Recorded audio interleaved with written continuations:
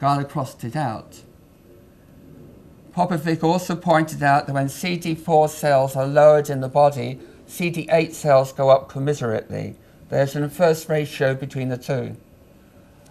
So the body, a wonderful adaptable immune system, can change CD4 cells into CD8s as wanted. That was in the paper. Dr. Popovic reported it. It was erased by the hand of Dr. Gallo. And I don't know what else is to say about it, except that I'm just totally astonished by this, because these papers are now, Dr. Gallo last year boasted that all other scientists lost their funding after he published his paper. There are many other scientists looking into possible relationships of toxins to AIDS cases, looking at other remedies, treating with antitoxins AIDS patients with success. Their work lost its funding because the establishment accepted the authenticity of this science paper. He now says it's the most referenced science paper in the world. Young scientists, in all innocence, are now going to this paper and using it as their basis for their scientific work, on the basis it must be accurate because it's endorsed by such eminent institutions. All sorts of research ever since has come. Recently, a very well received paper by Dr. Rodriguez was published, pointing out that if HIV killed CD4 cells, then it only kills 5% of those cells. It can't kill more, it's an impossibility. And they actually established there wasn't enough death of CD4 cells to cause an AIDS epidemic. So we're getting all sorts of research that's coming out in papers now, which is flummoxed. They can't really establish it. Rodriguez's paper is accepted by the establishment. They're wondering how on earth do the other CD4 cells die if HIV isn't there killing them. Oh, I should say there was another letter I discovered that Dr. Gallo wrote the day before he sent in his papers for publication. A scientist had written to him saying, I can't find any AIDS virus in the AIDS patients. You told me what virus to look for and I can't find it. So Dr. Gallo wrote back to him, say, it's extremely rare to find this virus expressed in AIDS patients. Now, I mean, you can't have viral diseases typically need lots of viruses have to be present. To say it's very rare and we can only find it in a laboratory is, well, that's just one extra piece of evidence that was there in the papers, which it just doesn't fit with everything that's gone afterwards. It's quite clear that if it isn't a retrovirus causing an illness, and antiretroviral drugs are the wrong treatment.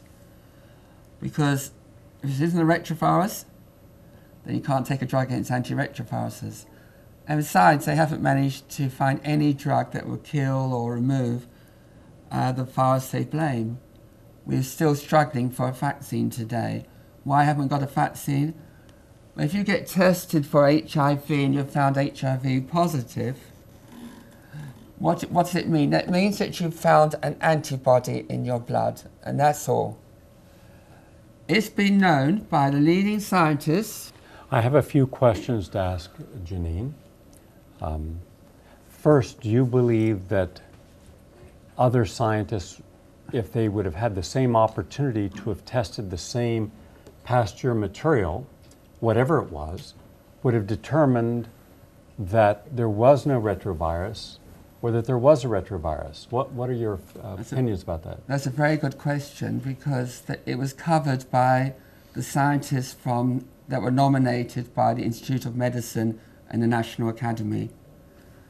They said in '93, that is 9 years later, that Dr. Gallo had so badly recorded that key experiment that it was impossible to repeat it or verify it.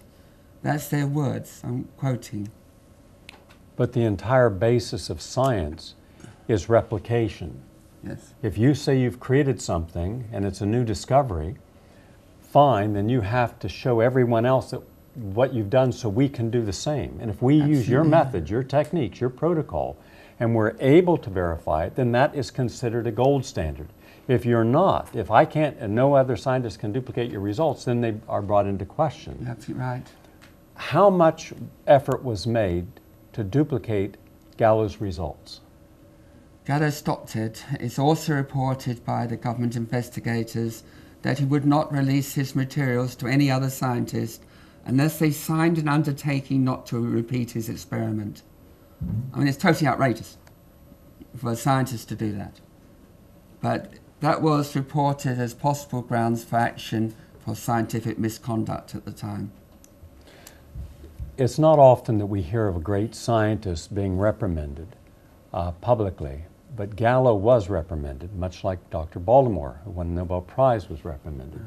Could you explain the nature of that reprimand and why that should have been a red flag for many people within the scientific community?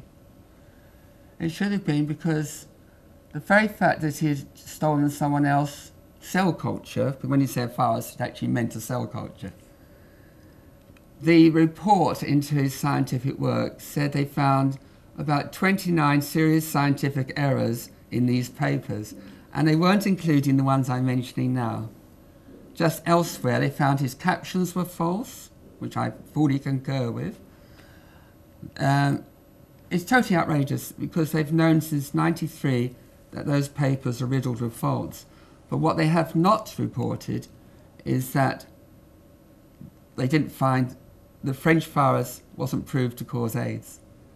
That is what they left out. But, I mean, what to take someone else, the Pasteur Institute had provided him with, on contract, he had to keep it confidential, he couldn't use it commercially, but they provided him with a sample of cell culture, a virus they thought in it called LAV, a retrovirus. They said, we don't know if it causes AIDS or not, but we think it might. So would you like to have a look at it? And it seems that is what was in the test tubes on that day. There was also mold found in the cultures. There was a report drawn up by the investigators that they tested all the cell cultures. There was no sign of HTLV3, which they call HIV, in any of the cell cultures used. There's massive evidence underlying this. When you have the documents, could you show some of the documents? Because in preparation for this press conference, I wanted a meticulous review of the actual documents. When you're making charges against the very basis of the largest medical paradigm in American history as far as research, more money goes into AIDS research than into cancer and heart disease. And it's now over $250 billion enterprise. With all the foundations, with all the different people, the question remains then, what would happen if everything that people were working on was shown to have been wrong? And we'll get into some of the leading scientists around the world who actually have taken the time to review the evidence. This is a facsimile copy of these documents. And to read the